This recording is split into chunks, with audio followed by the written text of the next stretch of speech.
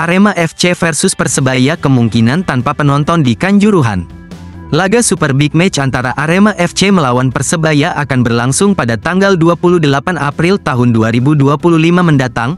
Laga ini kemungkinan bisa digelar di Stadion Kanjuruhan. General Manager Arema FC, Yusrinal Fitriandi menyampaikan jika Arema FC kemungkinan bisa menggunakan Stadion Kanjuruhan saat menjamu Persebaya. Namun, menurutnya ada berbagai syarat yang harus dipenuhi karena tingkat kerawanan yang tinggi dalam laga ini. Diupayakan di sini, sepertinya tanpa penonton, tapi belum ada statement resmi, terangnya saat dikonfirmasi pada Rabu, tanggal 9 Mei tahun 2025.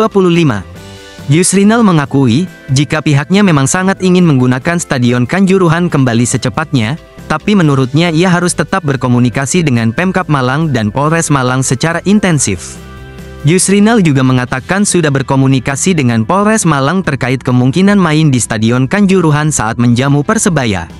Direktur Utama PT Liga Indonesia Baru, Ferry Paulus angkat bicara mengenai peluang Arema FC berkandang di Stadion Kanjuruhan untuk melawan Persebaya.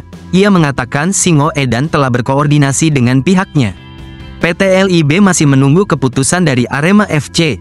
Namun, Ferry mengindikasikan Singo Edan bisa bermarkas di Stadion Kanjuruhan. Kalau serah terima dari Kemenpu ke pemerintah daerah sudah, untuk komunikasi dan pemanfaatkan Kanjuruhan kepada Arema FC itu sebenarnya juga bisa dibilang sudah. Saya menunggu juga apakah momentum laga Arema FC kontra Persebaya menjadi pertandingan pertama di Stadion Kanjuruhan dipakai sebagai stadion baru. Meskipun hitam di atas putihnya belum, tapi arahnya ke sana. Yang pasti serah terima sudah, dokumentasi juga telah selesai, mungkin seremonial, ujar Ferry kepada wartawan. Sosok Evandra Florasta, area Malang asli jadi andalan Timnas Indonesia U17, tembus Piala Dunia. Kesuksesan tidak datang dengan instan, itulah kalimat yang tersemat untuk Evandra Florasta, pemain Timnas Indonesia U17. Lahir di Malang, sejak kecil Evandra Florasta sudah mencintai sepak bola, bakatnya mulai tercium, ketika dia sedang mengikuti sekolah sepak bola angkasa pada 2015 silam. Menjadi pemain sepak bola, tak terlepas dari kiprah ayahnya, Octamus Sylvester. Sejak berusia 2 tahun, Evandra sudah dikenalkan dengan bola oleh ayahnya, hanya dengan bola itulah dia bermain. Tidak ada mainan lainnya yang diberikan oleh ayahnya selain bola. Hampir setiap hari, Evandra dilatih di lapangan yang tak jauh dari rumahnya.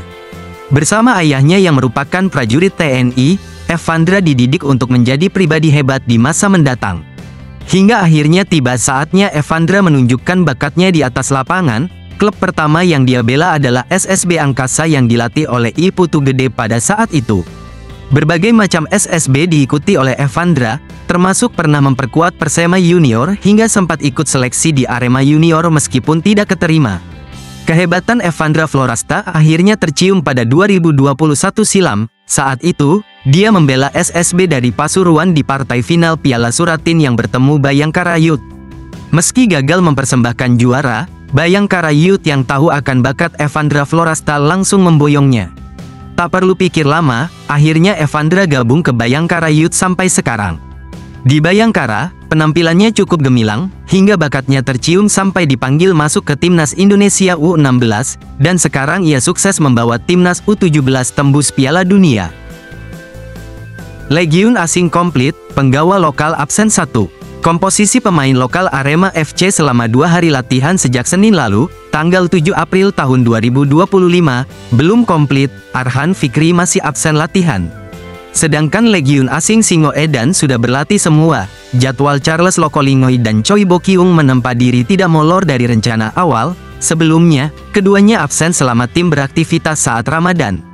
Choi dan Lokolingoi pulang ke negaranya sehari seusai tim melawan Barito Putra, tanggal 13 Maret lalu. Pelatih kepala Arema FC Z Gomez mengatakan, alasan Arhan belum berlatih karena hal teknis. Arhan terkendala tiket pesawat untuk kembali ke Malang, paparnya. Menurutnya, Arhan kesulitan mendapatkan tiket pesawat terbang dari Medan, penyebabnya berbarengan dengan arus balik Lebaran. Akibatnya, harus kembali ke Malang tidak sesuai jadwal awal sebelum latihan perdana pada tanggal 7 April. Tanggal 10 April kemungkinan Arhan sudah ikut latihan dengan tim lagi, kata pelatih berlisensi UEFA Pro itu. Meski telat gabung tim, Arhan diminta tim pelatih tidak bersantai. Dia tetap diwajibkan untuk melakukan individual training. Tujuannya, supaya kebugaran tetap terjaga dan tidak kesulitan mengikuti intensitas latihan tim. Dia sudah meminta izin kepada kami, kalau tidak ada izin pasti akan mendapat sanksi, papar dia.